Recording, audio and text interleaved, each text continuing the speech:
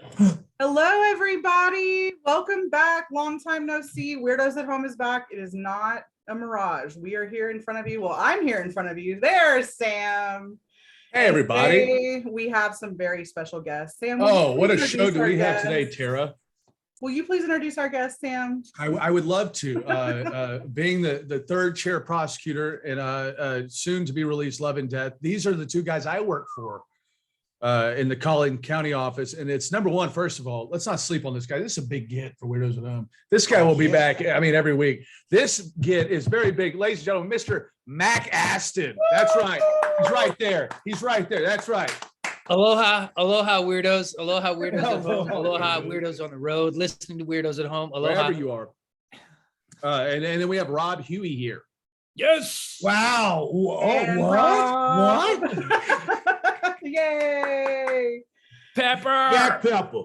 That's Jack right. Pepper, ladies and gentlemen, just call me Mr. Pepper if that's what you like, because I am a doctor and I am a prosecutor. He's a learned man. I am a learned man and I will fight anyone who ever challenges me. You're all jacked up. You haven't show Mac your shirt. Oh, He was yeah, so yeah. stoked. He was so stoked about showing you the shirt, Mac.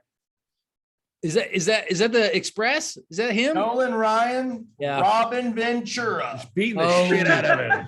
26-year-old Robin Ventura, 46-year-old Texas Strong, Nolan motherfucking Ryan.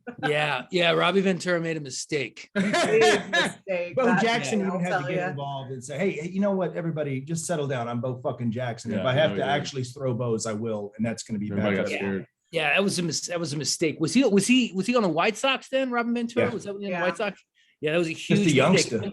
And what had happened? Ryan had he hit him earlier in the game? Hey, he was crowding Ryan's plate. That's Ryan's plate. Understood. You're playing with fire. And so, yeah, first pitch, bam, Oh, pegged him. Pow. And so Robin makes a walk like, okay, I'm going to take my base, but then you can see, that the things start to mull in your mind and you feel the Nolan peer just- pressure. You feel the peer pressure and the crowd going, ooh, is he going to take that like a little young 26-year-old little punk? And then he goes, all right, I'll take you out, old man. No, boy, did he. No. Nolan just kind of stood there and And waited. Pudge was like, I'm new. Hang on. Pudge is over there like, ah! That's right. Hey, How- interesting fact. This is a really interesting fact that I just learned. Robin Ventura, Throw him out. no relation to Ace Ventura. No relation. I know. I was shocked. Really? Mm-mm. That's so funny. I had thought that they might have been a cousin. Me too, for the longest time. And Yeah. Living Hey, life. Hey, Tara, reel this in before we lose. We all everything. make mistakes. I guess I'll have to be moderator today. Yeah. Oh, I absolutely. actually feel very honored to be in this Zoom room Oh. because I signed over custody to these two men for about 2 weeks. And you came back very changed.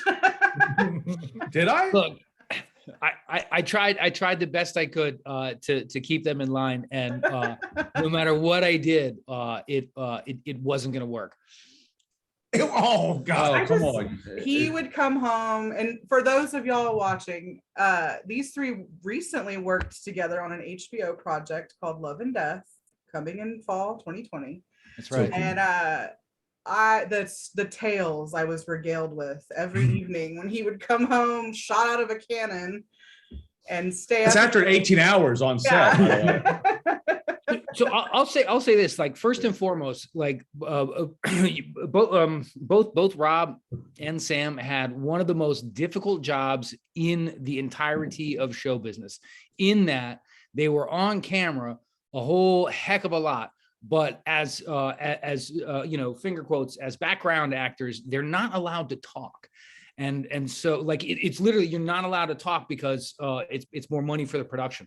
And so you've got this courtroom, you had a couple of different courtroom sets, and everybody that's sitting at a table has like dialogue. The prosecution team and the defense team, they all have dialogue, but with the exception of Rob and Sam. And so the two of these guys had to sit there and do what is God's honest truth, an actually difficult thing for 2 weeks straight, which is to be present, to respond, but to not respond too much. You know what I mean? Like, it's a very, very, very difficult spot to be in. Fine line. Fine line. Have we told Mac? Thank you so much, Mac. It's very Yes. sweet. Have you told Mac about when the makeup lady came over and been like, you guys should look at this? I don't know, Max. I so know what first y'all are week, talking about. It's like it's the very first day, basically. yeah, And it's the 9th day. First day, or we're in Georgetown, or were we? No, not that first day in Kyle. Yeah. And well, anyway, so we saw like there's the makeup and hair, and they're all privy to like watching on their their Looking iPads at or the whatever. monitor, yeah. And they said, yeah, you guys look good. I was like, oh, can we watch it? And they said, yeah. So they recorded some of it and played it back for us. And well, Sam, I look like I'm about to cry the whole time, Matt. he looks like he's and then there's me because of the fucking fake smoke that they brought in. My allergies and my eyes are just like dried out. I'm doing this like I'm Morse code. like I'm doing Morse code, like some hostage Like an ISIS hostage. And going, but meanwhile, I got the fucking mustache, crazy hair, and I'm really trying to evoke through my fucking eyes and face. Right. Dude, oh man, that's funny. So That's after that, so we kind of funny. like we kind of buttoned it up. Yeah, Brass we- buttoned it up. Yeah. No joke. It is a very, very difficult thing to do. And I have a tremendous amount of respect for what you guys were able to pull off in what is an absolutely thankless position. And there's in a lot of ways, like if you're literally further in the background as background actors, there's a little bit more leeway, but like we're all on the same fucking plane. So if there's a shot of the prosecution, you know what I mean? Like we're up there, and I have the crutch technically of dialogue, which is, you know what I mean? Like I can say stuff. And so like, it's a lot fucking harder to do what you guys did than it was to do what I did. So I don't know. After seeing you perform, dude, Matt, we talk about it every time. Rob and I, every time we see each other, are like, my God, I just like to ask Miss Montgomery a few more questions, dude. Last night we went to see Tara and I went to see Doctor Strange, and our girl Elizabeth Olsen's in it, and all I could think about when she's murdering all these people is Mack Astin being like, "Now, Mrs. Scarlet Witch, did you or did you not?" 41 times. oh man, it's so dude. funny. It's so funny. Every time you delivered it too, man, chills. And we're all looking at each other like, oh my God. Oh my God, this guy's sitting next to me. Look, Dude, you, Sam, he's sitting next to me. He's my friend. Since I wasn't there, are we Uh-oh. going to hear a Texan accent from you, Matt? It is. I believe you will. Yeah? I believe you will. Yeah. yeah, it's definitely there. I hope it's passable. But it's definitely there. Have you? Nobody sent- said anything, and that actually makes me nervous because I went into the we second guess ourselves as actors left and right. That's part of our job. Of course. So in trying to figure out whether nobody said anything, did nobody say anything because it was okay, or did nobody say anything because it was so bad they didn't want there's no fixing this. We better just let it happen, and we'll have somebody else loop the whole thing. The beauty of actors and their insecurities, boy, and I think it's what motivates us to get even better and better and better. It's like, why are they giving me a compliment? What's their motive? Oh, we talked about that. Yeah. We turned at one point, Mac, we turned to you. They were like, we go, hey, they said we're doing really good. What's that supposed to mean? And you're like, you're doing good. Just do what you're doing. Take it for what it is. No, but it's just so hard to. So it's like Kobe or like Jordan. There's like this constant. Like you said, Rob, to get better, this constant desire to work more, to get better. And so I feel like it can be advantageous, that second guessing oneself, because it forces you to get back out to the free throw line and take another 1,000 free throws, in practice. But Mac, I understand, but Rob never played sports. So okay. So, Rob, I played basketball, I played football. check ball. Let's go. I was a Y'all both just run off screen to go play basketball in the courtyard. Rob, it's like when you're baking, when you're baking a cake, right? And you're not sure if you've used enough flour or too little flour. You just got to go right back and bake that cake again until you know Make that fucking cake. Yeah. Make that cake. Make that fucking cake. So Well, had good. you Mac, had you spent a lot of time in Central Texas before? No, I had been to South by Southwest once in the year 2000. I was in a film that played there that actually won the audience award, which was great because I think the guy that wrote and directed it was from Texas, and so there were a lot of sort of inside Texas jokes. What was it, Mac? What was it called? Oh, it's called The Zeros. Okay.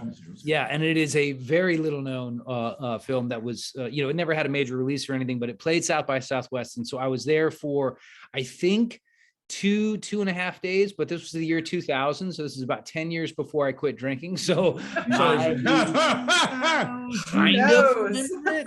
Hard to say. It's hard to say. Man, 2000 South by Southwest in the year 2000. That's when it was still like South by Southwest as we know it, and it was wild, and you could do whatever, and it was just a crazy time. Definitely wild. I vaguely remember. I was 19. What's that? I think I was 19 or 20. I was 14. I vaguely remember. I know I stayed at the Driscoll, which is ridiculous. Oh, ooh, nice. Oh, yeah. Yeah, no, I didn't experience any specters. No class 5 free roaming papers, real nasty ones. No, although it's possible that there were plenty. I was just too drunk. You were just but the ghost's like, hey, he's a mess. Let's leave him alone. Excuse me, bud. I don't know, and it's so funny because like.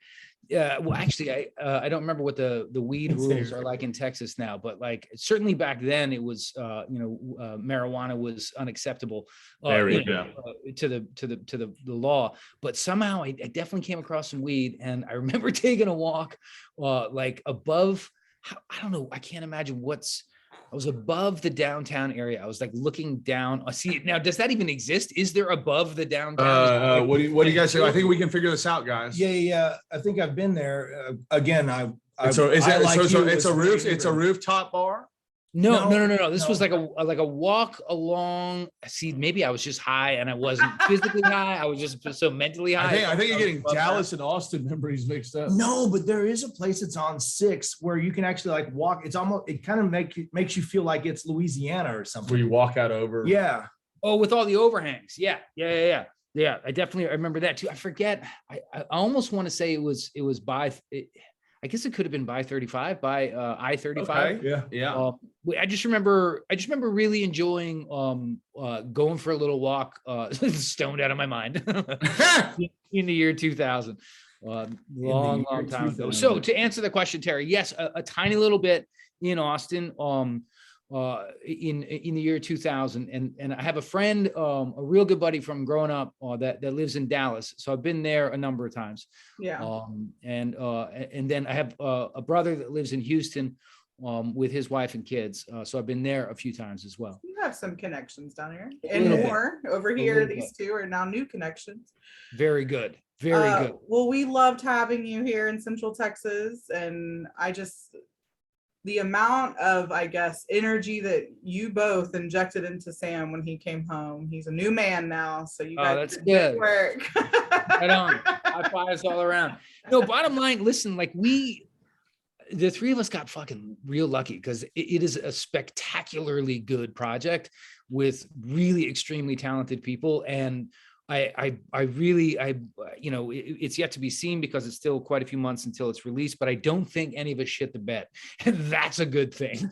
So like to be a part of a project that is that high profile is really freaking exciting. And I thought we all handled ourselves pretty darn professionally, which is what you're supposed to do. So like, I know I left Austin feeling good about the work that we did. And like, and we'll see how it turns out. Well, I mean, Mac, I think we told you the other day after we quit Sun Radio together that after the culture shock of going back to a basic cable network show, how difficult that was for us. Dude, HBO was solid that was, I almost feel like that being, obviously we got spoiled. Spoiled. Yeah. I mean, that's my first experience with something that's up at that echelon. And my God, everybody did their job. Everybody knew exactly what to do. I mean, they were on it. It was just, and then you get over to a certain basic cable show. And what happened? Well, but yeah. I mean, HBO couldn't have done a better job. No, everybody's on point. And then can I just go ahead, please, and bring her up, please? Lizzie. I mean, Elizabeth Olsen. I told you, I was texting you during the movie. She's whenever we got to be there, we were literally like front row. Like seriously, if any spectators could be spectators, Yeah. I forgot that I was like, acting in it. I forgot that Yeah. I was on a show. I forgot there were cameras around. And the cool thing is that it wasn't just like the first take or the second take, the third, the fourth, 17, the dog. fifth. They worked her and worked and worked her, and she delivered it was just like chills. Yeah. At the very first moment, I remember we walked off stage. I almost broke in tears because like you don't really get to be a part of that energy and that kind of oof. Like, Well, you know, I cried when we rapped. well, yeah, you cry a lot though. But no, I think you felt that as well. And I also got the tingles just as much as that whenever you decided to talk to the jury. Oh man. Because the way it's like, it was just so natural. Like it didn't even Hey, keep that Perry Mason shit. We're not interested. yeah, exactly, dude. You'll Dude, it see. was so cool. I'm like sitting there You'll going, see. what? I tell you what, Is that- you know, I think, a lot of stuff Is that the has to same do guy with- that's sitting next to me? a lot of stuff has to do with a lot of different stuff, but I think the fact that at least for me, I booked the job in October, right? So Wow. so I had literally months to prepare, That's which cool. was really, really, really, really helpful. Because you just you get so my dad has he just retired, but he's taught acting for Mac, you gotta Just tell the folks. retired. Mac, Just? just retired. Mac, you gotta let the folks know who your old man is. 'Cause Right. I'm sure So I got very lucky. My parents are both super successful actors. My mom was an actress named Patty Duke, although she still is an actress named Patty Duke. She's just no longer breathing on this earth. So we're Wow. supposed to use the past tense. And my dad is an actor named John Astin. So as I joked many, many years ago, for a while, I consider myself the Nick at Night experiment. Yes, yes. Which is so stupid. But for the last 20 years, from 70 to 90, 91, his years 70 to 91, from 2000 to 2021, my dad was teaching acting at a university just a mile from where I live called Johns Hopkins. John Astin's acting class. That is Yeah, so incredible. his he's got a whole method and technique of his own, and that he teaches.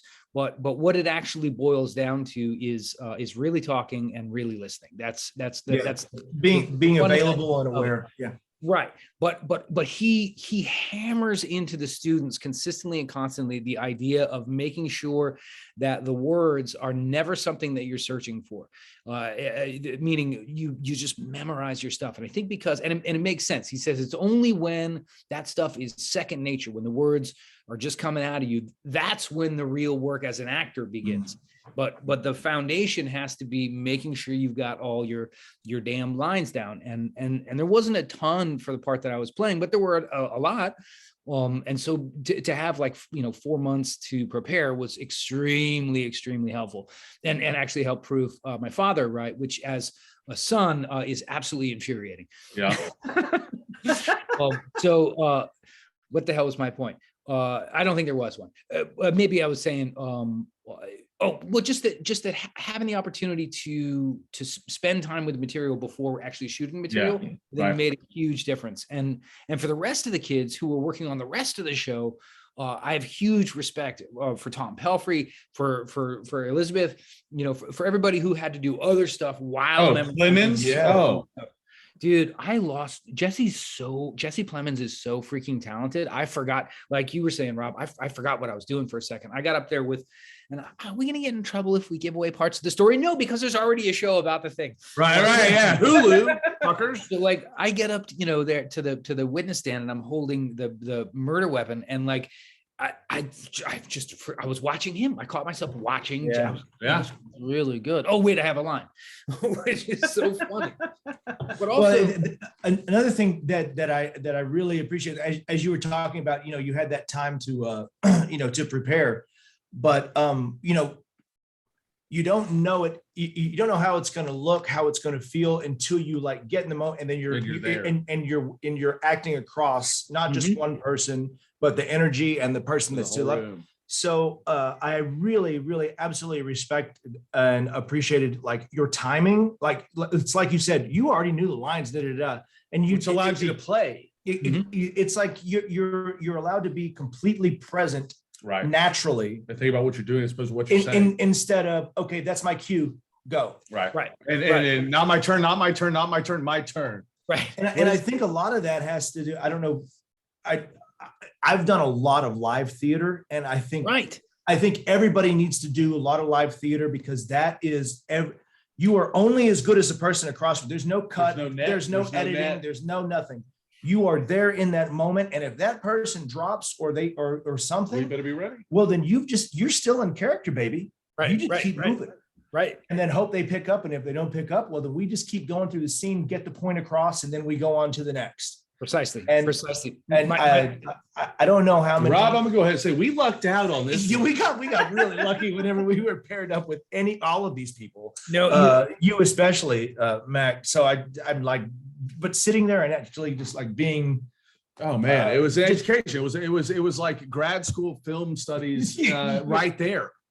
And then also Max sweet enough to be like, you guys get lunch? And I'm like, he didn't. I ate 5 plates of stroganoff. No, remember whenever he was going through, like, I don't know what you low were blood going. sugar that one day. Yeah, his blood you had a sugar- crash. And Mac was like, someone save this kid. No, it's like of all people, like, Dude, we talk about all this. one of the stars looks over and goes, "Hey, are you okay? I was like, oh, Hey, fine. he needs Get to him something. he needs to take a break." And it was just like, It was wow, the fake smoke machine that I'm all. yeah. made me blink. Yeah. And I was Hey, Huey, I was thinking the whole time.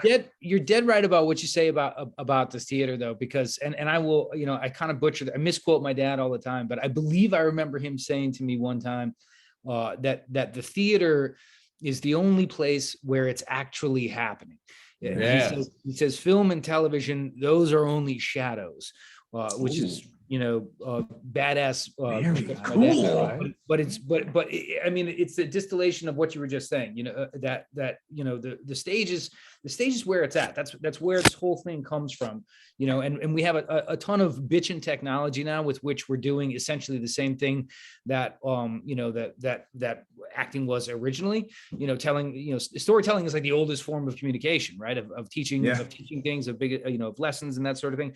But it's still essentially the same thing, but in the present day, to work without a net, to work from the position where you have to have all the stuff, completely off book and be able to stay with stuff, consciously, if somebody drops a line or whatever, like that is super, super important. And I think you'll find that a lot of the folks that we worked with on Love and Death come from the theater. Pelfrey, huge theater actor, like that guy. And like, you could tell, man, you guys weren't there. We rehearsed the closings the night before we shot the closings. And it was just such a treat to watch Pelfrey work. Like, so cool. And I think, it was the next day.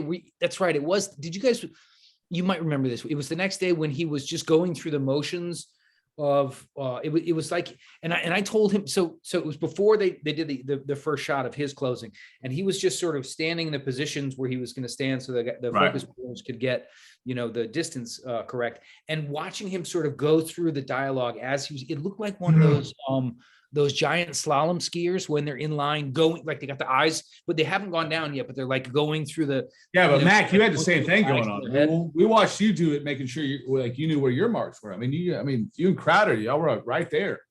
It's theater all over again, man. It is. It is. Yeah. Wait, did you catch me looking down at one point? That story about John Wayne, right? No, not looking down, not at all. Just making sure that they knew where everybody's on the same page. Nobody caught you looking down. No, but that old story about John Wayne, right? Like that part of the reason, part of his acting style had to do with him literally finding his mark. So like,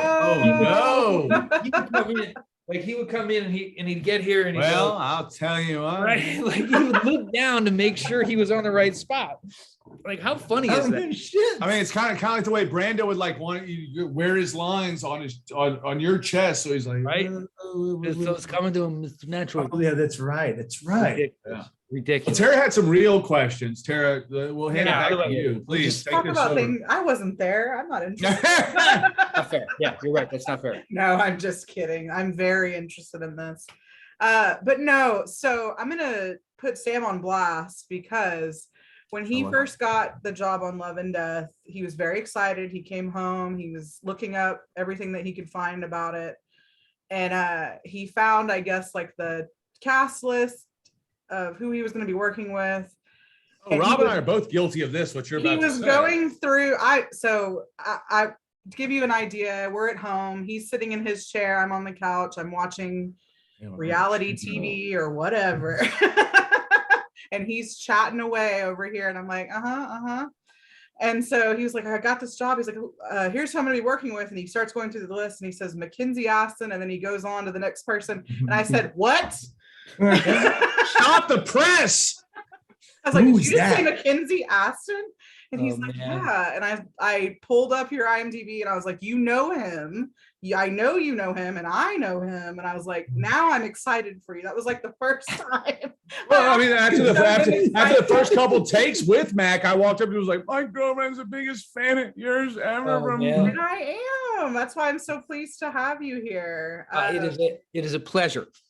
I love your work, and you were a very early presence in my life. That's And then good. I'm sure he mentioned to you that when I was, oh my God, 94, let's think, Oh, wait, I'll grab 9 it. years old. Oh, no, what is he going to get? Is he going to get Iron Will stuff? I don't know. You talking about this? Yeah! Look how adorable you are. Mr. Hollywood. I still had all the baby fat. Yeah, please. So Oh, I thought you were the dog. I thought you were the dog. No, but Terry, you had some questions about the making of that movie. I You wore wanted me that to ask, and I wasn't VHS comfortable I asking. wore that VHS out. That was one of my Good. favorite I movies. would.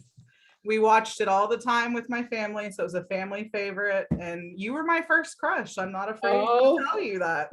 Yay! And you look great today. So whatever Hanging you're in doing, there. keep doing it. It's all right there, though. At my age, you can see the age in the neck, and then right here by my ears. I feel like it could be worse. I think you're doing pretty well. So far, so good. So far, but- so good. I mean, that movie had to be so exciting to make. What was going on in your career when you got that opportunity? Oh man, it was ridiculously incredible. There wasn't much. I had been on a television show from when I was 11 to 14 on a show called The Facts of Life. It was their 6th through 9th season. And it was a very popular show. When I started, and then it got sort of less popular, and I blame myself mostly. But it was a successful show.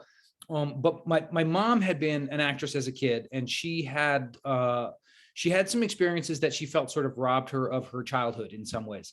And so when The Facts of Life wrapped, I decided to go back to high school on a regular basis and just not do any show business stuff at all. I also wanted to play baseball on the baseball team in high school. Unfortunately, the baseball team in high school was far superior to my skill set. I did have a good time on JV, but whatever. That's another podcast for another day. So Yes, I took a it break. is. I took like a 3.5-4 year break from working as an actor, and then through my hat, I got into to college, but chose not to go because I had a shitload of money from working on The Facts of Life. And I was excited about being 18 and having a ton of money, and I was having fun with my friends in LA, and I didn't want to. So I threw my hat back in the acting ring and hooked back up with the manager that I had when I finished on The Facts of Life.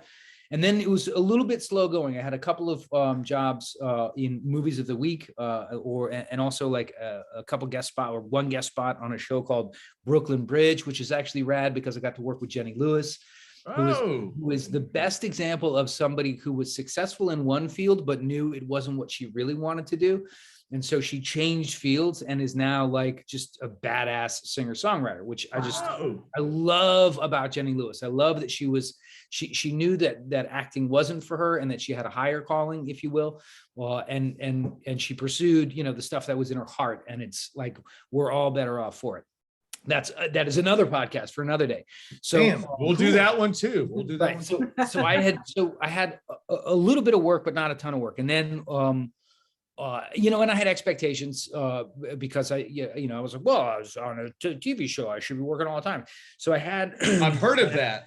I had an audition. I had an audition for the lead in a Disney film, and I had auditioned for a couple of other good parts in Disney films that I didn't get. Which is another podcast for another day. But the morning of, and this is like what's magical about the universe.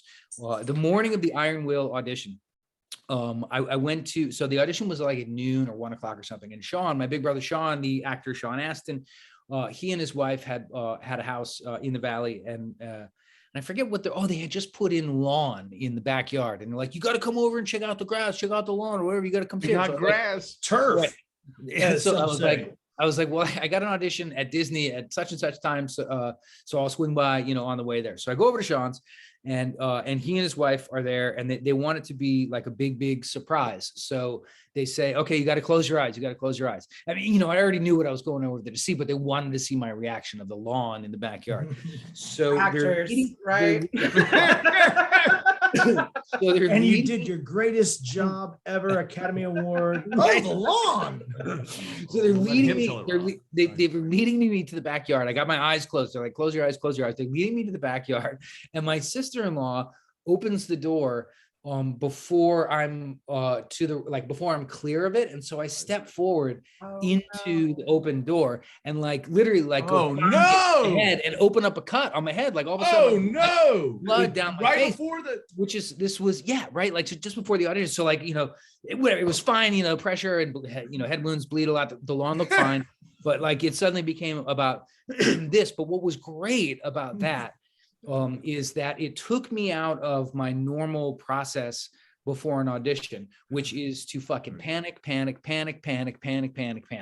And because that happened, because there was some sort of shock to the system, I think that was instrumental in allowing me to access the stuff that exists underneath all the panic and self-doubt and insecurity and bullshit. And I went and had a great audition, and Charlie Haid was like, obviously. And then all of a sudden I found myself, a kid from Los Angeles, California, in Duluth, Minnesota, in December of 1992, in colder weather than I had ever experienced, getting thrown into the woods, quite literally, and riding a dog sled for 90 days, which was absolute fucking magic. Absolute magic. There was a guy, a naturalist, a local guy from Duluth, who was assigned, he was sort of one of the technical advisors. And his job when I first got there for the sled training was to take me up to this place called the Boundary Waters Canoe Area, which is almost in Canada. It's in northern Minnesota, way up Lake Superior, and literally almost in Canada. And it's frozen. It's it's everything's below zero. It's all freezing fucking cold. And Sparky Stensas, his job was to take me out to the woods for 3 days and acclimate me to the experience. So we drove, I think, 7 hours in his car, up frozen roads and further and further and further to this little cabin, spent the night at the cabin, and then hiked out the next day to a frozen lake. Where we used an axe 41 times to get through the surface. Complete circle. You chop a hole in the lake in order to get fresh water. So we got the fresh water. We boiled our dinner. We slept in sleeping bags on this frozen lake. I could remember.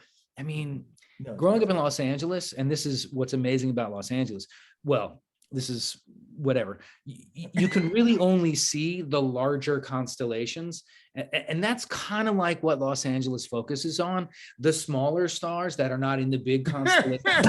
There's so much smog that you can't really see them. But if you get out of Los Angeles, and I'm sure you guys have this experience when you get away from Austin, away from the light pollution, there's a lot of fucking stars out there, man. Oh, yeah. So I saw the Milky Way for the first time in my life on this lake in Minnesota. Slept, and I remember waking up at one point because I was in 2 layers of long johns, full wool clothes, and maybe even 2 sleeping bags with the things cinched tight, so just this part of my face was sticking out. And I remember waking up because I couldn't feel my nose, and I was like, oh my god, my nose is gone. And it wasn't, it was fine, but I opened up the sleeping bag a little bit and saw the Milky Way, which is not just a candy bar. No. I was about to say, I only know the Huey nougat that I love so much. It's so good. It's so good. So the whole of making the movie was a spectacular, incredible coming of age experience for me, the actor, that in some ways, paralleled the experience for the character, which was helpful. I think, but I got good on the dog sled, which is, well, in making a movie about a dog sled race, it's really easy because the dogs are always fresh and pulling hard, and you don't have to do too much pushing of the sled. So literally all I had to do was hang on to the sled and let the dogs do the work. You know, and you know, move your center of gravity to stay with it. It got to the point where the one of the stunt guys was like, "Nah, Matt can do this. He's got it. He's got it." Yeah. I got good on it, which was fun. And yeah, it was just an absolutely magical experience. That, you know, that turned out to be an okay movie. It was the same. I was shooting it at the same time that my brother Sean was shooting Rudy. Oh, nice. Okay. Yeah, which is cool because it's, and also another movie about the success of the human spirit. Yeah. And he finished working on Rudy and came out to visit me. And you know, South Bend, Indiana can get pretty cold in the winter, but No, forget it. it ain't got shit on Duluth, Minnesota. Ain't got shit. So he and his wife came out to visit, and I left for them like a ton of extra clothes to, you know, to come out to because we were, the whole thing was shot outdoors. So we're in the, you know, and it was considered the warmest winter that Minnesota had had in 75 years, and it was still really fucking cold. So Sean and Christine come out, his wife, and like they're in everything, every piece of clothing that I left for them, which was a mishmash of, you know, what are they called? Of like grunge flannels and plaid scarves and plaid hats. And so I remember seeing them from a distance and telling a PA, I was, you know, working and telling one of the PAs, "Hey, can you go ask those two how fast the plaid truck was going when it hit them?" Which is still funny. So long story longer, that was a magical experience that I am blessed to have been a part of. It sounds like whether a movie was made or not, you definitely left a changed man from that situation. Yep, it was. And you got a good movie out of it and a fan. Yeah. So there you go. Very lucky all the way around. So to flex my fandom some more, because this was another project of yours that Sam had never heard of, and I had to fill him in, was and I'm so glad she did. Mating Habits of the Earthbound Human. Amazing. You saw that? Are we gonna go there? Many times I saw it. Are you kidding me, Tara? That puts you in select company. Like there are dozens of you. I have brought that movie Tens up, and tens, like, no. because I remember watching it probably in high school, maybe. Right. I don't know. And I've brought that movie up many times around people because it's hilarious, it's original, it's written very It's hot. well. It's very hot. It's silly and educational too. Like I was telling Sam on the way up here today, I was like, I actually learned stuff from that movie that I wouldn't have learned in school and in sex ed or anything like that. Well, you did grow up in Texas, Tara. I did grow up in Texas. Right. So that's not that far of an effort, but no one has ever seen it. And I've shown people the movie when I can find it. It's hard to find. Right. Yeah. But how fun was that? Oh my God. Was it how did they present this idea to you? Like, how did they sit you down and go, are you interested in whatever this is? So it was, you know, it was, I guess it would have been 1997, I think is when we filmed that. And I was, you know, in a lucky position to have really good representation and to be, people, I would get sent scripts and I could decide whether or not I wanted to audition for it. Like now, you know, it's a much different thing where like, if you get any opportunity you're auditioning for it, but this was one that read really well. So Jeff Abigov is the guy, is the name of the guy that wrote it. And he was a writer for the show Frasier. Which you may remember, very smart stuff. Pretty funny, pretty smart show. Exactly.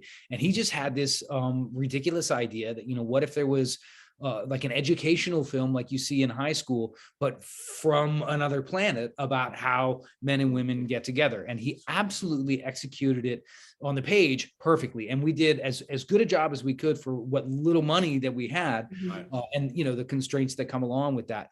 But I auditioned for it, and it was a good fit for the part. And then they hired Carmen Electra, and I was like, oh fuck, am I going to lose the job? Because like,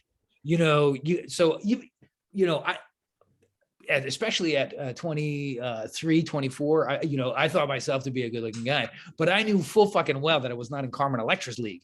So like, I was a little bit worried that there would be, that I would lose the job because she was a great get, huge amount of popularity. It's like having Mack Astin on Weirdos at Home. But thankfully, the movie went on as it was cast, and it was a great time. She blew my mind with I number bet. one, how smart she is, because oh, right, that's funny. You you make these assumptions based on somebody's outward appearance that they may not necessarily be the brightest bulb in the tree, on the tree, or in the tree, it's both. I could not have been more wrong. I was absolutely flabbergasted by how just how smart Carmen Electra is, and how incredibly businesslike she was. You know, she was completely aware that she was the money, and and unafraid to make sure that she was protecting herself, her brand, if you will, but also just like, she's a businesswoman. And I just remember being absolutely blown away with how professional she was, and also like how funny she is. Like, she's so funny in the movie. So we had a great time. We had a ton of fun. She was at the time married to Dennis Rodman. So I had the opportunity to meet and shake Dennis Rodman's hand, which I will never forget, because my hand, it no longer existed. It got to his hand and my hand was gone entirely. He was super cool. That was a lot of fun. You know, I just remember her being spectacularly like put together. Just super savvy and smart, and maybe I'm to blame because it was, you know, what I didn't expect. Like, maybe I should alter my expectations, but I still have tremendous respect for her. You know, unfortunately, we didn't have a lot of money, and so it was tough to, you know, it didn't get a ton of promotion, so not a lot of people have seen it. But almost everybody that I've met that's seen it absolutely fucking loves that movie. Thinks it's really funny. I think it's due for a re-release of some sort, or it needs to be out there. You're like, I'll take those residues. Let's go. I don't know if contractually I would get any. So. Oh no! But still, it's good. The exposure's nice. Well, that's really awesome to hear about Carmen Electra, because at a time, for a woman like her, the chosen business that she chose and how she looks, like, you're right, I would not have expected that, and I think that's why she's still working today. Her name has never been, you know, tarnished in any way that has derailed her career. She sounds kind of like a trailblazer to me. Big time. Yeah. Big time. Just absolutely savvy and just like smart. Just knows what she's doing. You know what I mean? Like, that's what was really impressive that I remember from that movie. It was a good time. Well, Mac, those are two of my favorite films, and I'm so glad I got an opportunity to just sit here with the man himself and ask about all of it. This is a thrill for me. Good. Anything from you guys over here? You guys are so quiet. I wanted to bring it. I wanted to know what it was like on Winning Time, because I saw your scene and I texted you the night I saw it last. Oh yeah, thanks for that text. And I texted you just like literally ruining my shorts excited. Oh my God, the scene, Rob. I can't find it. Oh my God. Oh, everything in the pants. Oh my, this dude, he walks in and you think he's like you think he's gonna be some coke dealer. And then they get in the room and John C. Reilly's like, "Hey ladies, why don't you hang out? There's some candy in the drawer." Yeah, and then they get in there and then he's like, No, I know I'm dressed like this, but for real, your mom's in trouble. Yeah. I mean, it was okay. That was another like with Love and Death, like another really excellent get from a self-tape, which is, you know, the miracle of the internet. Hard to do. Miracle of the internet. So thank you, Al Gore. Right. And he invented it. And I picked him to be my running mate. Oh man, strong. I didn't realize you had that in the quiver. Oh, I do them all. That's Tara's like strong Clinton. Obama's my favorite. Amazing. No, just another great get. And like I feel like that was I feel, you know, like I think that was I don't want to say an easy part to get, but I feel like it what's that thing from woodworking, dovetailed nicely with Love and Death, you know, like who I am as so, like, you know, the like vulnerability and gravitas is something that is an area that I can handle, and so that particular scene as a doctor who's telling somebody who doesn't want to hear that their mother is going to pass away, or, the truth, that just sort of, it sort of fits. So the experience of making it, once I made the flight to Los Angeles, it was a piece of cake. Really? But yeah, because so it was, I had to work as a local in Los Angeles, which is breaking the rules Right. of the union of which Right. my mother was once president. So Yeah, that's right. shame on me. But I agreed to work as a local because you kind of have to do that. Do what you gotta do, yeah. And because I'm a fraidy cat, I didn't want to fly on Southwest because Oh! the festival seating. Because so like I'm still super paranoid about this little global pandemic that we're still in. By the way, still in. It never existed. Right. So I had some credit with Alaska Airlines. And I was able to, because of flights canceled previously, and I was able to secure a first class seat, but they're only flying from Reagan National, which is in Washington, D.C. Well. Brilliant. So from Baltimore to Reagan National Airport is, and my dad will get mad at me because he says he refuses to call it Reagan. It's National Airport. Yes. Yeah, like he won't do it. So from Baltimore to National Airport with no traffic is 45 minutes. But the flight that I got out was at 10 a.m. So Jenny and I decided to leave Baltimore we agreed we were going to leave at 6:30, but somebody is a lagger in this family, Lagger, and I will give you a hint. Era Brown. I will give you a hint by saying, if you focus on the middle 5 letters of the word procrastination, it'll tell you who it is. So it's me, because you can't spell procrastination without Mack Astin. Right. So I lagged and we were late-ish and it was raining and traffic was bad. And there was a moment where it was like, we're looking at each other like, holy shit, am I going to blow this job by missing a flight? Like what in the, I gotta da. And miracle upon miracle, there was a break in the traffic, raced the thing, made the flight. So the job was a piece of cake. I remember distinctly when the plane was taking off, I was at the window. And you got to take off kind of hard and make a right out of National because there's shit you can't fly over.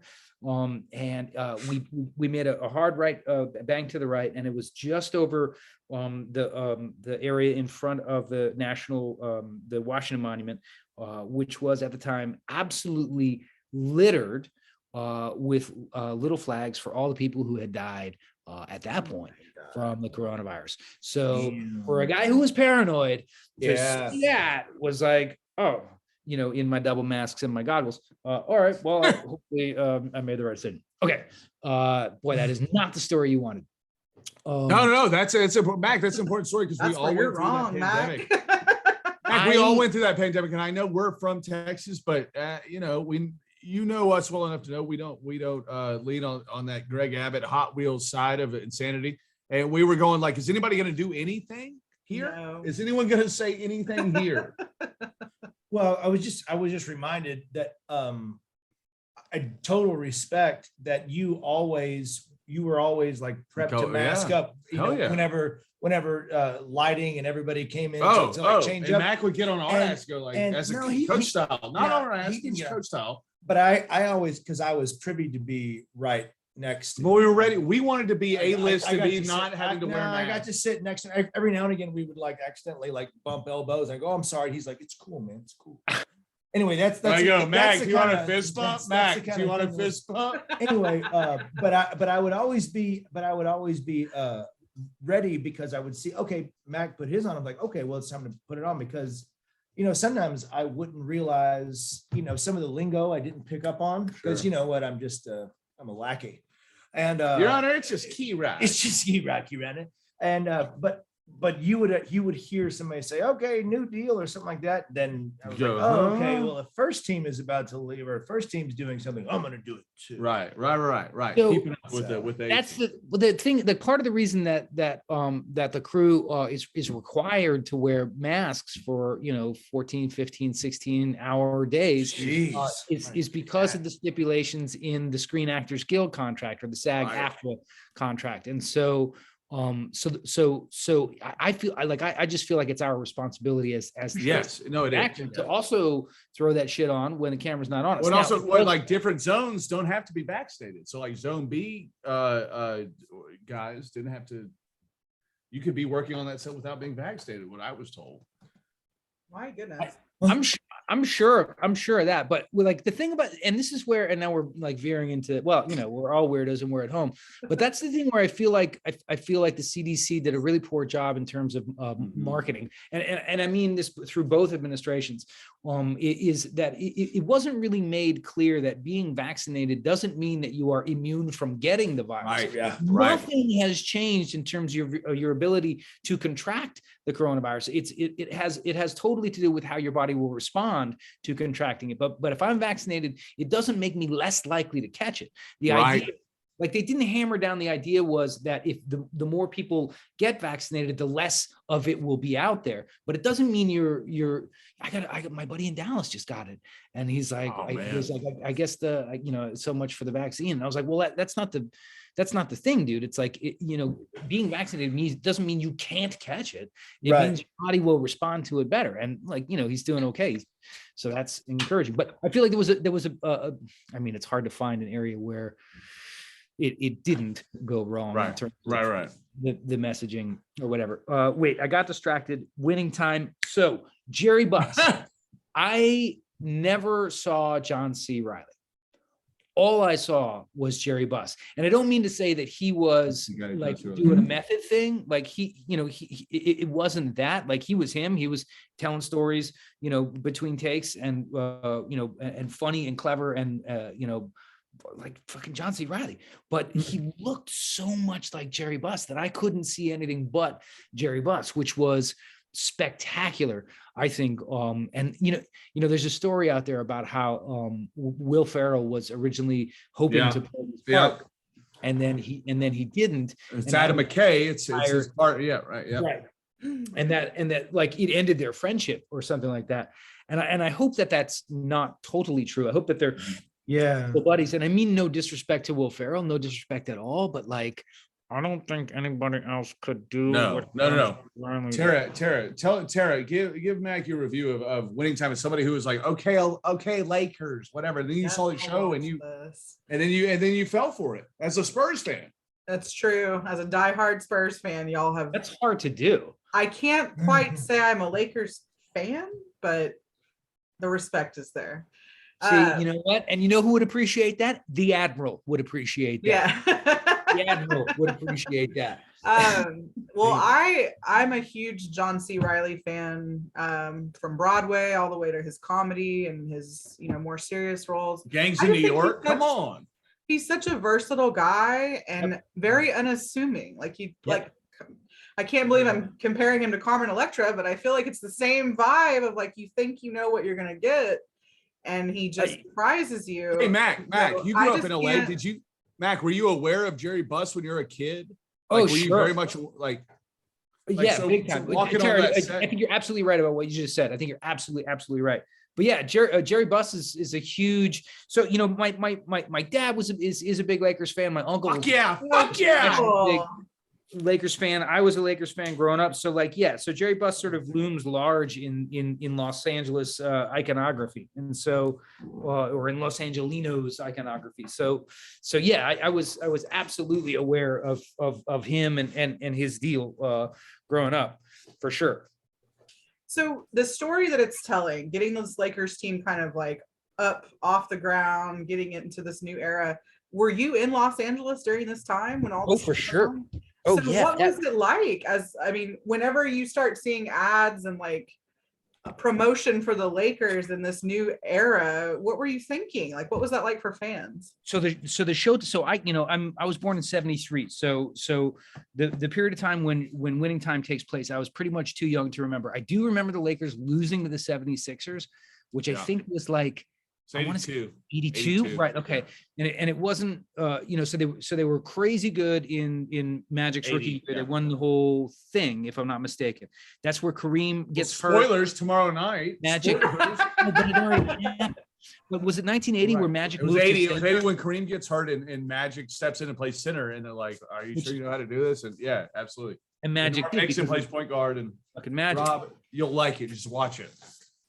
So the team that I'm familiar with, or that I remember as a smaller child, is that 85 through 89 kind of stalwart, where we had, where it was, it always seemed like it was Magic and Bird, and then the Bad Boys beat us, and then all of a sudden the league belonged to the Chicago Bulls for like the next decade. Yeah, well, they not in '91 they knocked off Magic, Jordan and Pippen, and I gotta say, I am available.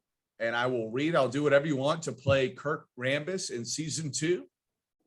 I see it. I see it. And by the way, by season 5, Vlade Divac right here. It's right there. It's right there. Slade, they're gonna have to put you on a rack. You know that, right? Oh, I know. They're gonna have to stretch you. They're gonna. I know. Movie magic. Stand on a box crate. How many apple boxes will it take? A lot. We're gonna need 8 apple boxes over here. This guy. The Teamsters just like, give me another apple box. Bring the whole tree. We get this guy a fucking ladder. That's so So good. on Winning Time, was that your real hair, or did they pick that wig for you? Oh man, that was my real hair. Oh yes. But you're not. I know. The look of surprise in your face is very similar to the look of surprise in the faces of 3 or 4 different PAs when I rapped, who said, "And we'll get you to the hair trailer to get the wig taken off." I was like, this is nice. Mac, that was that first night on Love and Death in Georgetown where they're like, "Hey, can we get your glasses back?" And I was like, "What?" I can't No, with you. those are yours. Just no, so so- you know, Well, the Matt, same with my mustache. Oh yeah, they kept saying, they were like, "Give me that." tried to rip it off. Oh. Well, just so you know, Mac, that night I made that wig comment. I was like, "What's a nice wig?" And he's like, "I think that's his real hair." Because Damn new, Mac, I all saw you along. one morning outside of makeup, and I didn't recognize you. I thought some 23-year-old kid wanting his weed money showed up. No, so the I hadn't had a haircut in quite some time, right? Because of the thing, and then I went to work on a job in November of 20, and they liked the longer hair for that part. And then I still didn't get a haircut because of the thing, and I went to work on a job in July of 21, and they liked the long hair for that part, so they kept it. And then Winning Time sort of fit into that longer hair thing. Yeah. And so I went in the flight that my wife that I made at the last minute. The next day was the hair and makeup test on Winning Time, and they gave it a little bit of trim, but not that bowl cut. They trimmed it a little bit. Who's that? Who's joined us? Oh, this is Ruby. Hi, Ruby. Ruby. Ruby is Mac. Will tell you right now. Him and I are working on Rob and I are Don't working on a divulge project. too much. It's going to be the next thing that sweeps the nation. We're working on a project about Ruby and talk about dog movies. And I know I'm talking to Iron Will, but we've got, boy, do we have a dog movie coming for you. This little one right here. Okay, good. I'm in. All right, so I go. They give me a little bit of a trim, so it's super long. And then they take the pictures and they're like, that's fine. And then comes the morning of the shoot, and they decide that they want it to be more of a haircut. So I didn't have anything else going at the time, and it was it's a particularly prestigious project. So I was like, yeah, go ahead and cut it, no big deal. And the guy's like, you don't mind? I was like, no, go ahead, cut it. Yeah. Then he cut it, and you may remember from Love and Death the word dissociative comes out of it's part of the testimony from Dr. Faison. I repeat it in my closing. So the word dissociative appears a bunch. I had used that word specifically to describe what I had to do in order to get through the rest of the first day of work on Winning Time, because that haircut, I was like, I watched it happen and I thought, oh no, So I told my wife that I had to disassociate in order to get through the day, which is funny. Now it worked for the project, and it didn't get in the way of securing any other work. So I'm happy it happened. But golly, Your it sure face does here, have a will, doesn't it? So funny. So funny. I tell you what, though, that was a production that, I mean, it was groovy. It was out there. The DP was like, the director of photography was like filming stuff with a Super 8 camera, like during takes, like he's off. Yeah, Oh, wow. Like, what's this guy doing? He's like making that groovy Rob shit. hasn't seen any of it. I haven't seen It's so cool. And So Riley was good. he's just so good and committed and talented, and like, he's just a badass. So yeah, that was a great day of work. And then, to be able to be in the same room as Sally Field was pretty darned exciting. yeah. She obviously didn't have much to do in the scene. So Rob, the other scene is him he's Sally Field's doctor. Sally No Field. shit. I mean, I can't remember the last thing I saw her in. That's I know his build-up. So she's he's very. hanging I out mean, with Dr. Buss she and- can pick her projects. She's Whoa. earned that right. And she never- But she is just. It's like she hasn't missed a beat. She is Nope. just. Oh wow. pro. She was And- great. She was absolutely great. And she has loomed large in my life in some ways because she and my mom were kind of in direct competition with each other as actresses when they were young. Flying Nun. Wow. And then they The both, Flying Nun and the Patty Duke Show. right. They were both and Gidget. They were Oh. all both on at the same time. And they both auditioned for a movie called Sybil. Oh, My mom had a shitty audition, and Sally Field had a great audition, and Sally Field got the part. And my mom, I think, always felt like that moment, like their careers diverged. Right, right. And back, 20, 40 years ago, there was a much larger chasm between film and television. You were either Yeah. a film actor or you were a television actor. And my mom had an illustrious and extremely successful television career. Oh, there it is. Oh my! That's one of 3 that she won, and also there's a Golden Do you Globe. have one, Rob? Do you have one? So like It's she's, Rob's face. it's like, my mom was a very successful television actress, but because, human nature is such, she was always kind of envious of Sally Field, who had a spectacular movie career. And I don't, well, hopefully I won't get in trouble for this story, but my recollection of the Oscars in 1985, when Sally Field won for Places in the Heart, her second Academy Award for Best Actress. She got on stage, and it's often misquoted, but she said, something to the effect that this business is very hard, and it's hard to tell whether or not people like you. And right now, she said, you like me.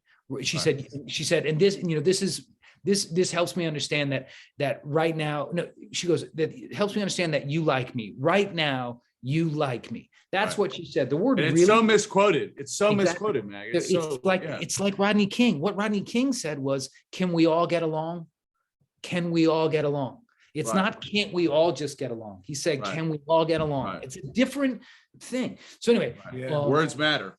words matter. So my recollection of Sally Field's speech was watching at home with my mom, and when Sally Field said that, my mom stood up. And Double Birds came out. Yes. Oh. And I believe that I'm quoting her accurately here when I say that she said, "Fuck you, fuck you," and stormed out. So like it was amazing. It was the staccato 1, 2, fuck you, and then the fuck you. And so like this is so awful. This is such an awful, shitty, impish thing to say. 6 years passed when my mom passed away. I found myself in a situation where I was in a room where I was being paid to give the nod to the nurses to unplug the life support on Sally Field. So I know my mom was very proud. Wow. Oh, I didn't even put that I'm together. dead, Mack Astin. Got to the end. Oh, Mac, the only my thing I make that better, can you say hi, Kelly Slade? God. Hi, Kelly Slade. We did it, Who's Rob. Kelly- We did it, Robbie. That just earned Sam so many points Who's for that. Kelly That's Slade? that's my mom, Mac. I told you, she's a huge fan. She's the biggest fan of your Oh, mom. right. That's right. You did Yeah. tell me. Hi, But Kelly. it's just such a, the way your mom handled that made me think of my mom so hard of like, fuck you, fuck this, So the fuck all double this. bird, It's my and my parents mom, are like, yeah, maybe I'll catch up with you guys. so my mom was, Fuck you.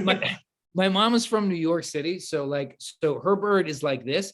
So I Yeah. grew up in LA, so when I Yeah, go to yeah, bird, it's yeah, like this. yeah, So there's like a difference, but like this is like this So is much this more is in like your face. old I People think. say like school, it's not a true like bird if New you, York. Right, you don't go all if the you don't way, do right, it this. But right. I can't do it as well.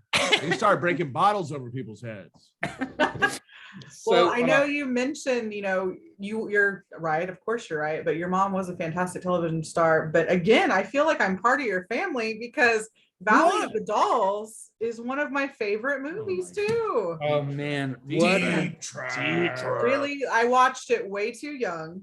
Sure. Way too young. yeah. But I remember all throughout college, I would always have the Valley of the Dolls little pink book on my coffee table. Oh my god, Thought I I love was it. hot shit. Damn People right. would come over and go, "What's that?" I'm like, "You probably wouldn't even get it." So But it was- good. If you have he was to ask, incredible in yeah, that. then Neely you know O'Hara is you one of my get- favorite characters ever. Oh man, Star. such an amazing like bit of American, of the fabric of American culture in the latter half of the 20th century. The And invisible fabric of America. it is, and like that role, though, and the movie was panned when it came out, and I know that she spent a couple of years regretting the experience, but Oh, man. or having been in it, but it gained a very strong following as the years went on, and it actually it's a movie that is held in incredibly high regard by the gay community, which is fantastic, and it has such camp value to it, and so throughout my mom's life and throughout my life, the fact that she was in that is like an immediate in with the majority of the gay community. And now when I say the gay community, that's kind of a blanket statement that I should be more specific, but it has to do with gay men Yeah. who fucking love that movie. Yeah. And so for years and years and years and years and years and years and years, and still to this day, gay men from, I would say, the age of 30 to 90, if somebody finds out that I'm Patty Duke's kid, like it's a wonderful. So one of the best experiences with my mom, later in her life, she went to do Wicked, the musical in San Francisco.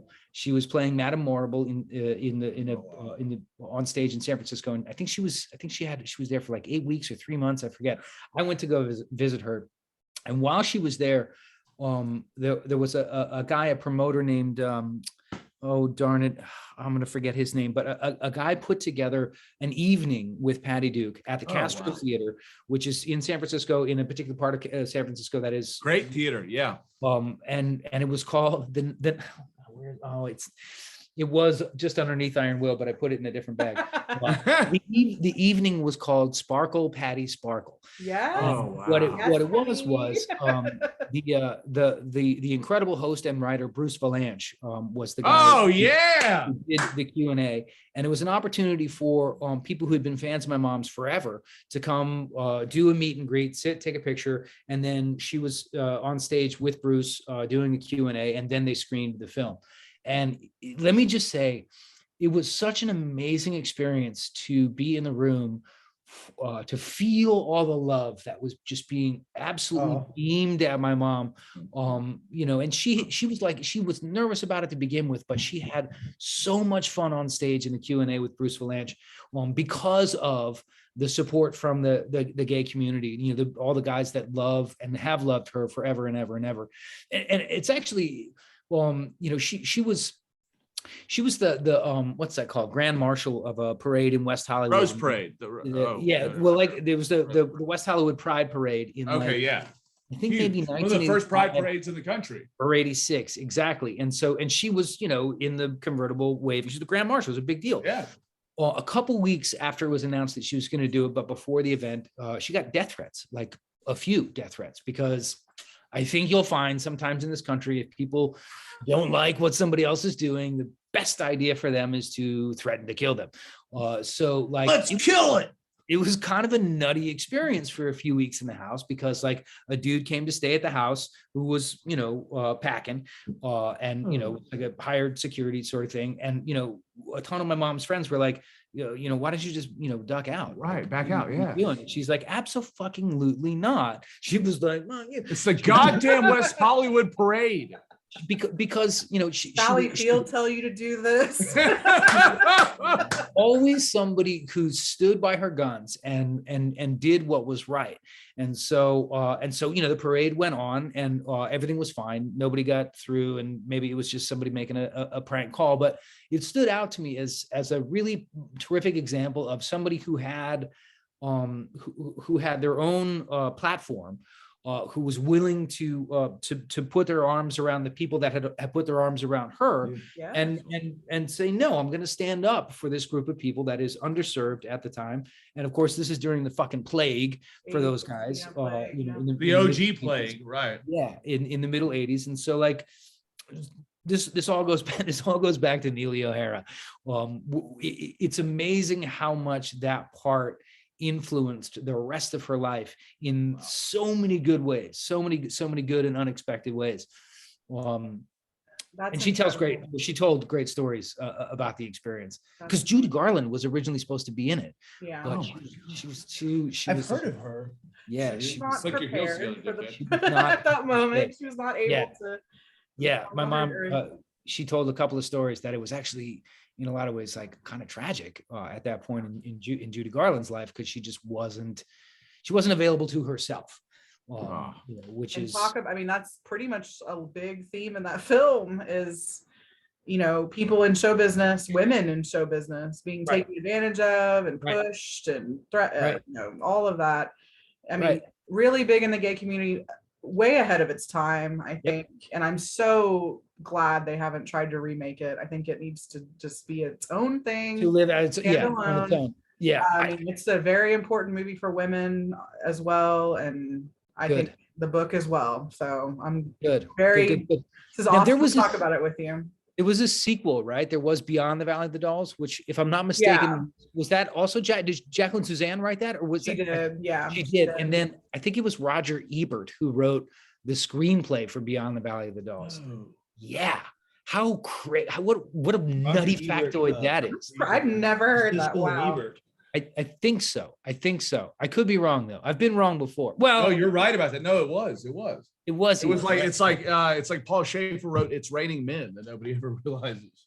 What do you think's upstairs? You see there's a stairwell behind him. What do you think's going on? Oh, you know what? I don't think I'm at a level where I should know what's going on up there. You can use the microphone, you can ask. What's going on upstairs? I'll tell you exactly what's going on. There's a litter box. Oh, you got cats? How many cats do you have, Mac? We have one cat. Where is he? What's his name? Facebook. His name's Facebook? Yeah. Well, I mean, he's a cat, so he's got like 900 names. He's Yeah, sure. it's you. He's the prime minister of Lickistan. He's Prime Minister of Lickistan? He's That's like- my favorite ever. Prime Minister of Lickistan. Yeah. So his I'm going to use it Fletch style, sneaking into something sometime. Where like, wait, who told you? The Prime Minister of Lickistan? No, wait.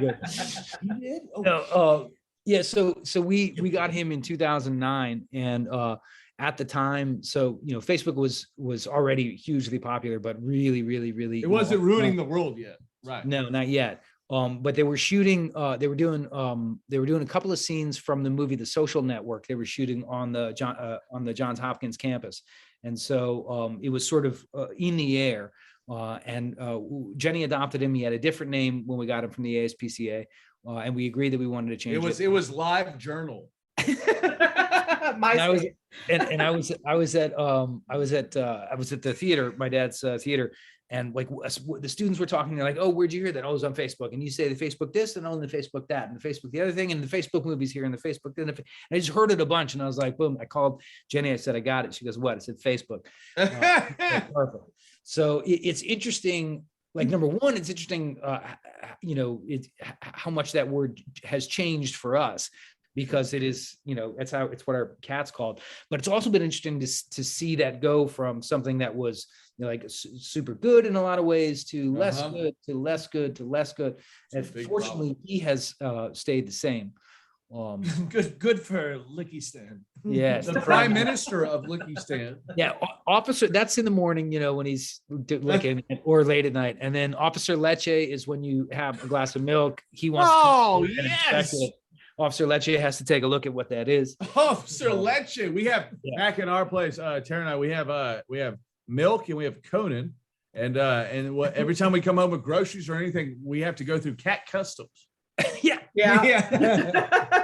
We set all the groceries on the table and they're all right. Inspected. Right. Is it clear? Is it clear? Do they ever take you to the other room for secondary questioning? It's happened a couple of times. I don't want to talk about it. I'm sorry I brought it up. They all love Tara like she's their mom, and to me they're like, come on, fat guy, let's fight. So what is that? Because Facebook, And he engages. They'll wrestle a little bit, and he's mellow. But like if I'm on the phone pacing around the house or whatever, he comes after me.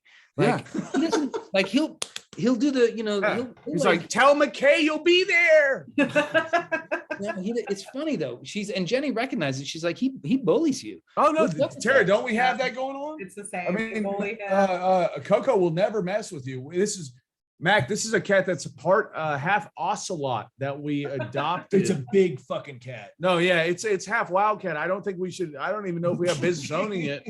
But we adopted as a kitten. It's not even a year, is it? Tara, jump in, help me. You signed the papers. This is his 1 year birthday. Happy birthday, Coco. How what's he weigh? How heavy is he? I have no idea. No clue. I would say I'd say I put you 25. Yeah. That's He's huge. I mean, Facebook's 15, so he's not as big as he once was, but he's around 20, 21 pounds. Oh man. So he's a pretty big guy, but 25. Mac, the problem is this cat, he's so big, but he wants to act like a kitten. So he like stomps Tara while she's asleep, jump over on him. She's like, oh God. Yeah.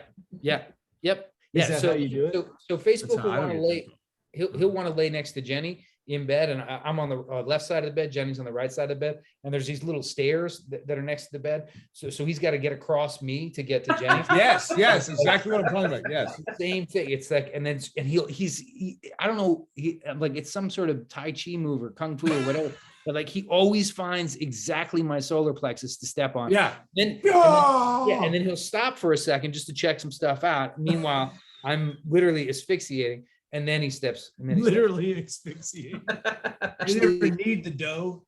Oh, you know what Coco did first week we had him is he did that, jumped on my solar plexus and just started peeing. He peed on you. He started peeing on my chest. It was like, this is nice. I don't know how. No, I think that's good. So luck, right? I have claimed the property and you as well. The fat white man is mine. Yeah, he definitely. Bring me food. Yeah.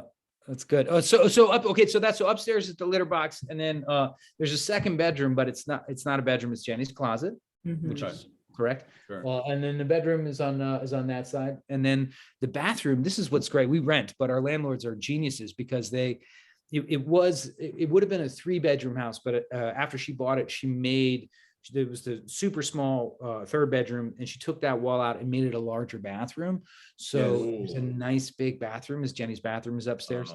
I have the servants' quarters down here. Oh wait, you're not allowed in that bathroom? Oh no, I mean I'm allowed in there, but downstairs is the one that I can't if I want to. We've got a pool or a pond. The pond's better probably for. Yeah, right. Oh, well, Mac, we've had you on for like over an hour. Classic Astin, blah, blah, blah, blah, blah. It doesn't feel like it. Good. I feel so fucking lucky. Yeah, I'm mind blown. Dude, likewise. We really we got a good job, you guys. Hey, Mac, remember when I cried to you in your trailer? Really happened. Yeah, no, he did. No, I told Rob he didn't believe me and Terry didn't believe me, but I was like so moved by the whole thing. I got out to Mac's trailer, lied to some people to get out there, and they were all like, and I was like, Mac. It wasn't exactly like that. I held it together until I got in the trailer. Dude, it was like we really, I mean, we were saying goodbye, if I'm not mistaken, which, can often be fraught with emotion. Right. But also, and I think that we both were able to recognize and identify that that love and death was a very large experience for us and very meaningful in terms of who we are. And so, like, it was a real moment. We had a real moment. I did think it was weird that you tried to kiss me, but I get nervous. I don't know what to do. Rob, no, it's okay. Many times. I went with it, and I hope you were okay with that. I gotta say, I mean, just lush. I've never had anything like it. Well, But it's what because I the love- character was shaving every day. Oh, absolutely. It's nice and smooth. They make sure of that. It's Jenny's work. By the way, I'm just gonna let you in on something. Because I had the mustache, he preferred me. Just want to let you know that he likes the tickle. It's a tickle. It's a thing. No, but in all seriousness, that's funny. That's very funny, Robbie. But what I was gonna say is what Max said. I'm like trying not to cry, and I'm like, I like this whole experience. Mac, you never had big brothers, and I never had any. I was never the youngest brother, and Rob never had brothers. And you're like, I think it's like cosmic or something. You're like, yeah, yeah, it is. Now let's call Tara so you'll fucking quit crying. See, this is why he was third chair. Because Schultz is very because emotional. he's great at a lot of things. Right. I'm kind of the muscle. You're obviously The face. the face, the brains, the everything that and he's just kind of like taking notes. And try not to cry. Because we need You're him the there so that heart. the You're jury, the heart. the jury looks across and goes, "Wow, he's really He's rocked. This must be this serious. is something. This is something." But no, in all seriousness, Matt, it was such an amazing experience to meet this fucking guy, to meet you, and how much it brought Tara and I together on a new level, and the fact that Rob and I we hinted this. We never had like handlers. We never had our own makeup people. You miss them that much? Okay. They were just so good and they liked me. Just dab it out, pal. Here, just dab it out. Man, never have I been so glad I work in nonprofit away from all of this. With the Texas governor being like, I thought there was a lot of emotion Don't in be. nonprofit, but this is ridiculous. No, but I mean, it was a very special experience. I think Rob will agree, would you? Absolutely. Again, we've all said it. We'll just keep beating it into the Absolutely. we will. fucking Yeah, until the Emmys. Yeah. yeah. But we're all very, very fortunate. All very, very fortunate. No, Yeah, it was agreed. amazing. Agreed. We hitched our wagons to a good one. Yeah. Stroganoff was pretty good too. I don't know if it's Wait, Mac, do you know the story where they asked Rob to quit calling me Stroganoff? Oh, no. They thought I was bullying him because of the way that we interact. So anyway, this guy is he can get the blue ribbon for the Good Eater Award. Good man. Good man. He knows how to chow. And so Only when I'm stressed. And so I always ate like Yeah, like a fucking bird, like fruit and fucking nuts. and I would always eat by myself. I was just kind of like I didn't even doing know where he my own went. thing. He would go and he'd go fill up his I trough. had to go eat with the extras. Fill And up be like, his "Eh." trough. They're like, what are you doing in here? Anyway, he came back and I said, "So what'd you have?" He said, "Well, I had About some four plates of stroganoff, and then I went back for more." And I was like, food. It was "Okay." good. And so I started calling him Stroganoff Oh, okay. because I So can a just week picture him. later- I so can a just week later- picture him with a bucket just eating. You stroganoff. even started yelling at me, go get your bucket Stroganoff. I did start yelling at him. But then a week later, they come to us on set on like a So- Monday. So as we're leaving one afternoon, I'm still calling him that, and we're all going We're with it. playing. It's all And we're playing. everybody there who works on the set is like listening and laughing, of course. We were the assholes, Mac. You know that. And then all of a sudden he decides to tell me, he was like, "Hey, you know what, Rob? I don't think I like Stroganoff anymore. That's not going to be my name anymore. So cut it."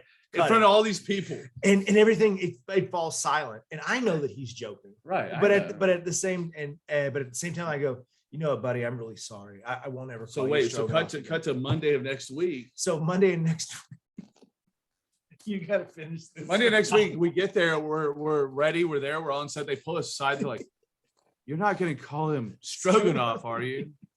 You're not going to call him Stroganoff. They were anymore, like, are and you? then by the way, there's like 3 more people walked by and asked us that, being like, "You're not gonna call him." You're not going to. That's over, right? They thought I was a who said bully that? that was just calling him a fat kid. the So whole time. good. That's so good. That's so perfect. And like a testament, if I'm not mistaken, ADA Schultz, to the power that you have from that far chair. Power of reading. What And crying. who was it? Who was it that said it? Who said don't? How many people? Oh, not Cat. Cat knew better. Cat didn't. There were a couple. Well, a of few, it was a couple of young. Wait, hang on, ladies. Mac. Hang on, Mac. Before we let you go, because I know Yeah. we're running out of time. Have we ever told? Did we tell you what happened with the chairs with us? Oh my God. Oh, that's a great On one. day Yeah, one? no, this- On day one? Oh, Yeah. yeah. Yeah, no, He's like, yeah. no, I watched it. I was very upset. Were you the one who orchestrated He's the like, whole who thing? did you you rat it pull down? No, those- I didn't say a fucking word. But So, like, so I and find a folding chair and I'm like, yeah, this is okay. And then he can't find, I'm like, I looked, I can't find one. We don't even know each other. And he's all like, he turns to a peer, hey, can we get chairs? Next thing you know, They show up and they gave us chairs with our name, Jack Pepper. and they and put Bill them right Schultz. there between you and Bruce McGill and Elizabeth Olsen. They move us all the way over there with all of you cool guys. And so we're sitting there like, and then all of you guys come back from your scene, You're right. and they're sitting down. And you and you're there. Bruce are telling stories and Yeah, we're just yeah. like, more than And- anything in the world, Mac. And then all of a sudden, this young lady walks in and she goes, "Why are you guys here?" Well, because they made chairs and they put They us put here. them You here. can They see put us our here. you can see our names right there. And they go, "Oh no, that was we're gonna go ahead Go and ahead move and you get away." chairs. And so By the they way, just- they we had to make us- carry our own chairs. They make us grab our own chairs and drag them across the set over to another spot. And then the very next day, we think, okay, well, at least we'll station here. Very next day, chairs aren't there. They've been moved again. So that we're even further away.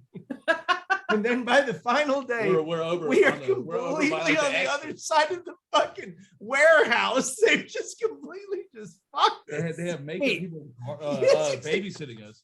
They had the makeup people and hair people Babysitting. like Babysitting. coming in and checking in on us every now and then. Didn't You guys okay? You staying here, right? You're not Nick, driving, you guys ended up behind. You guys ended up like sort of what would it be like past the Yeah, coolers, right? Yeah, That's where the final position was. Yeah, Okay, because that's where I remember like that's why you remember waving to us, be like, "Hey guys." no, but where was the second position? Because like I definitely remember when you were in the It circle. was I was on like, the hey, lawn. oh, It was on the lawn at a 45-degree I mean, angle. our- so we're our chairs sitting- are our like chairs this. are at a 45-degree angle on the lawn. Rob, do it. How'd do it, okay. do it. Guys. Look, So we're we're- sitting, look, we're sitting next So to each we're other. sitting like this. so good.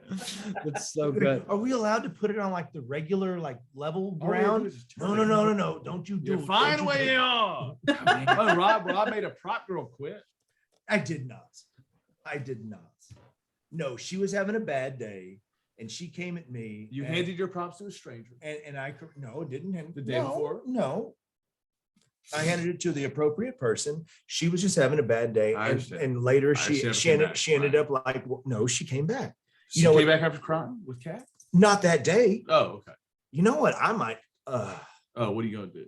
I don't know. We may need to Oh, go what are you talk gonna do? outside. That's it. Tara, I throw it back to Tara. Oh, well, Tara, on that wrangle us note, in. Why we're do you gonna let let us these move? I know, figure I out know. whatever this is. I love Meanwhile, it. Kat would never allow this. Meanwhile, Mac is going, what the fuck's happening? What am I No, doing? no, What am I I'm doing? like I'm curious. I want to know like the specifics. The whole time we're like, at least Mac likes us. I think. I think so. I think he did. Unequivocally. That's irrefutable. That's inarguable. Hey, let's take this to trial. Let's do it, let's do it.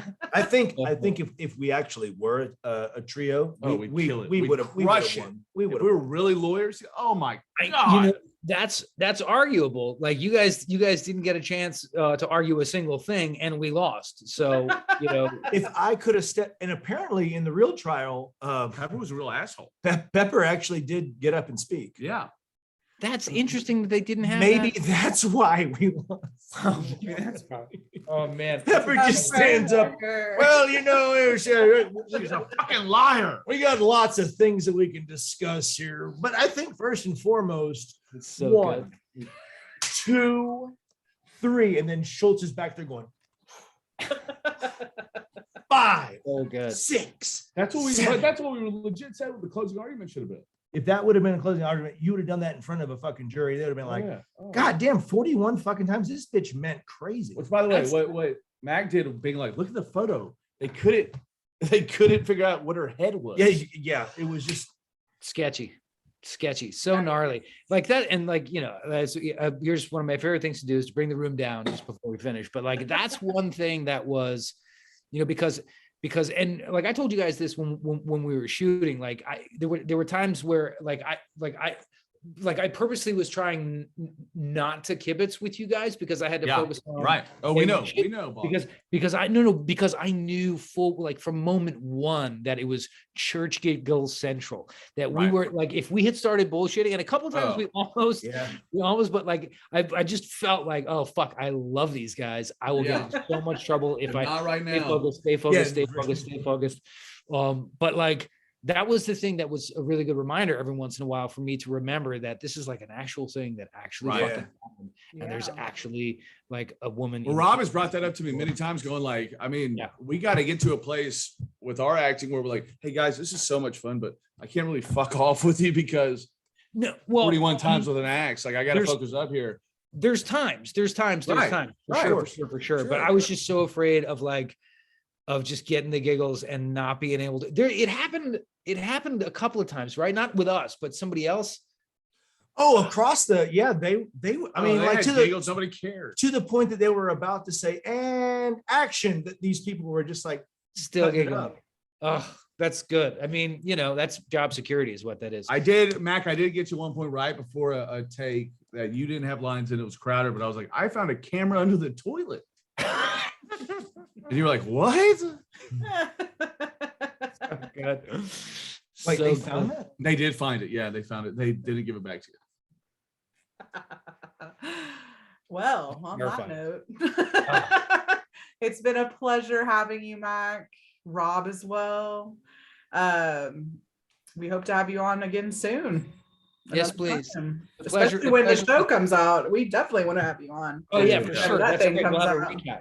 Yeah, that's a great idea. Well, all you weirdos, it's been so much fun. How much fun? This might be the best episode of Weirdos at Home in history out of 2 years. I think so. It's the best one that keep I've that ever Mark been McKinnon shit. It's my most favorite moment in my life. Whoa. Well, we can't get any better than that. So on those words, thank you guys for joining us. Thank you so much. We will be back soon.